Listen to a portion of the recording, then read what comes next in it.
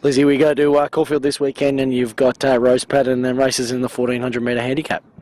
Yep, she's been going well. Her last up run was pretty good at Caulfield. She's probably went a little bit quick, so hopefully she can come back a peg or two and run the strong 14 and finish off nicely. You're hoping for more rain this weekend? She's probably, well, I'm not really hoping for her for more rain, but there's a couple others in on Saturday that would like a bit of rain, but she's okay on a slow track, but you wouldn't want it any worse than that. 1400, will she step out to the mile anytime soon? We'll just take one race at a time, but I think that the 14 is a good progression for her. Then you've got Great Esteem in the English bonus handicap over 1700 metres. Yep, Great Esteem. He went to Sydney and ran quite well in the run to he ran in a benchmark 80 up there. Sorry. He's stepping up to the 1700, which he's been looking for this sort of distance, and he's going very well. Could be quite handy in this race, you think, over the 1700 if he's been waiting for this? Yeah, he's definitely been waiting for this, and the trip seems to have really brought him on, and he looks really well. And joining is the stablemate Surging Wave. Yeah, he was pretty impressive his start at winning his maiden at Bendigo. Yeah, he's no slouch, and he'll be, if the other horse makes any mistakes, he'll be right behind him. It's always good to get through your maiden, so obviously if he can keep kicking on and ticking his boxes, then I'm sure he'll be one to watch.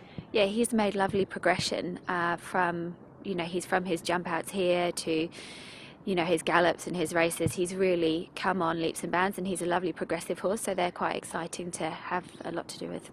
Then you've got Whisper Downs goes in the Roy Higgins and Wild Dazel handicap over 1400 metres. Yeah, his run was excellent first up in the Bobby Lewis, and yeah, natural progression onto the 14, and he looks like he'll get further, but whatever he does now is a bonus. With him, can we see him anywhere after this? Dave sort of wants to see how he runs in this, but if he runs well, he may even step him up for weight for age. Then you've got Gregors in the 1,000 guineas preload over 1400 metres, and a very good field in this one.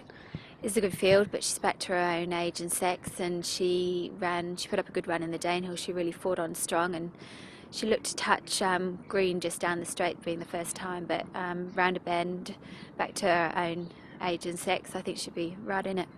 She runs well, all things going well. She'll go into the 1,000 guineas over the mile. Is that really the race that will suit her, a mile? That's the race that they've had in mind, all prep for her. And I think last start when she looked like she needed every bit of the 1,200, she will just, with the 14, will just suit her down to the ground.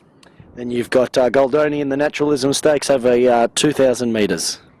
Yep, he's one that we definitely want rain for, and we've had plenty of it so far. So if with a bit of, he's good second up, and bit of given the track, he should be well suited to it. Barrier-wise, what would you like? It doesn't really matter with him. He sort of, well, Dave sort of thinks he has got a theory with him. He might be better rolling in front, so if he drew inside, that probably would be the best thing for him. And of course, who's the best for the weekend? I'm going to go for Surging Wave.